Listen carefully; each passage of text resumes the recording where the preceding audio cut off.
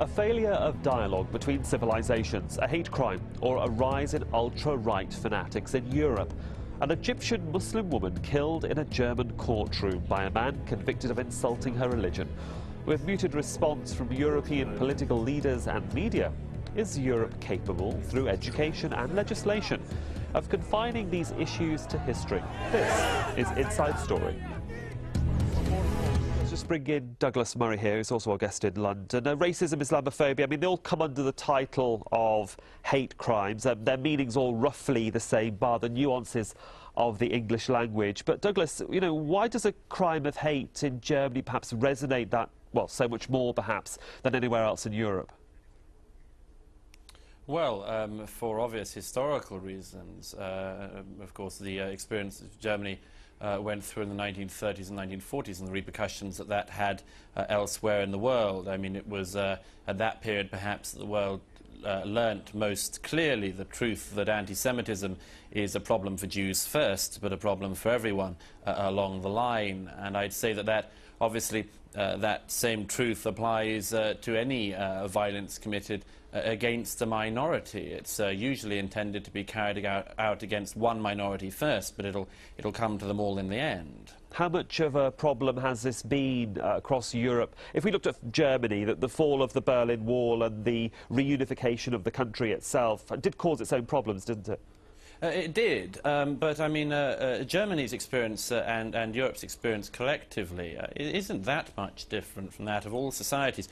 All societies, sadly, have bigots in them, racists in them, and it's the job of governments and leaders to show the people why the barbaric reactions that we see in very, very few cases are nevertheless something always to be condemned and to be learnt from.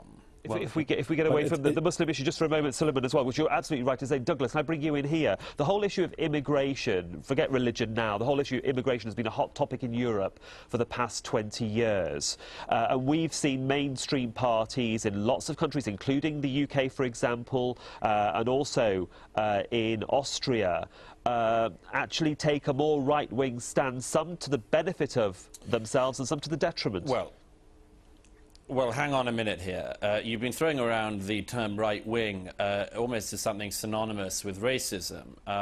People like myself, who are considered to be on the right of the political spectrum, small c conservatives, abhor and deeply dislike not just the acts of violence of thugs and racists, which we condemn, but also the notion that that's somehow right-wing. It isn't. What the BNP in this country represent are a national socialist movement. They are, as it were, the inheritors of a Hitlerian ideology, which we very much hoped had been squashed comprehensively in 1945, but which appears in very small, it has to be said, groups at the moment to continue. But there's nothing, as it were, right-wing about this. And I wasn't trying to infer that. I wasn't trying to infer that in any way either. Well, I think we have to be very careful about the language and terminology we use about this. But secondly, if I may just add, one of your other contributors mentioned, agreed with your notion that there is a sort of wave, as you said, of attacks like this. I think we have to be very careful about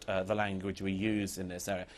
There are incidents which are happening, hateful and disgusting incidents, which so far, at least to my mind, seem to be unrelated to each other. I don't think it's easy to sort of combine the anti-Romanian things in Northern Ireland with, say, this disgusting and awful incident in a courtroom in Germany.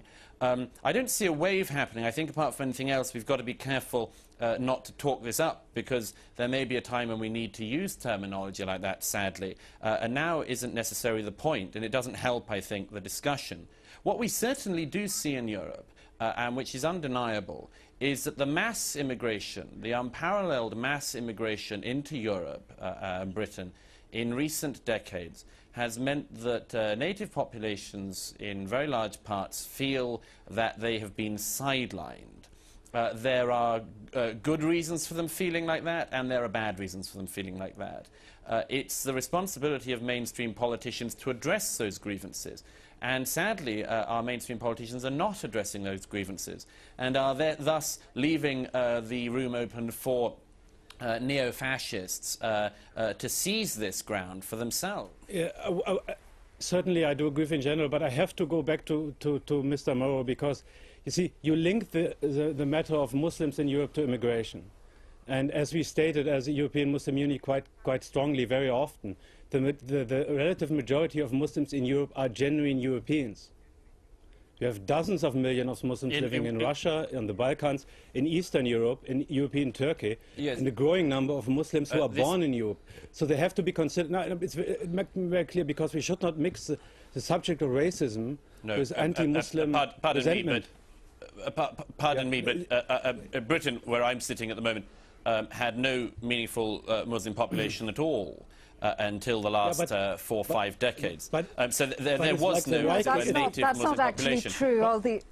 No, that's not true, because all the systematic research shows that there were not huge numbers, but there have been significant numbers of Muslims in Britain since the early modern period, since about the 16th century. It simply isn't true. Today we have. Well, there's a book by Nabil Matar, who's the leading authority on the subject, that contradicts Mr. Murray on this point. I don't mind if he contradicts me. I'm perfectly willing to be contradicted. But it's a simple observation from any census in this country you look at, that there was no significant Muslim population in this country until the mid-20th century onwards. That population now consists of more than 2 million people in this country. That is a very large, at the very least, upsurge, shall we say, in the percentage of the population which is Muslim, and it is noticed by the majority of people in Britain. And I don't think it's denied by the majority of people in Britain. But if I could just get back quickly to the issue of Mr. Sarkozy, President Sarkozy, and the issue of the burqa. It is the right, whatever you feel about it, it is the right of the elected president of a republic like France to say where France draws the line, what behaviour it permits and what behaviour it will not permit. I myself am amazed at those people who talk about the importance of dialogue, shutting down dialogue when it begins. Mr. Sarkozy, it seems to me, has the right to say, and I think is correct in saying, that the burqa is itself a kind of fascist symbol. It is a symbol of extremism. It is not the answer to extremism.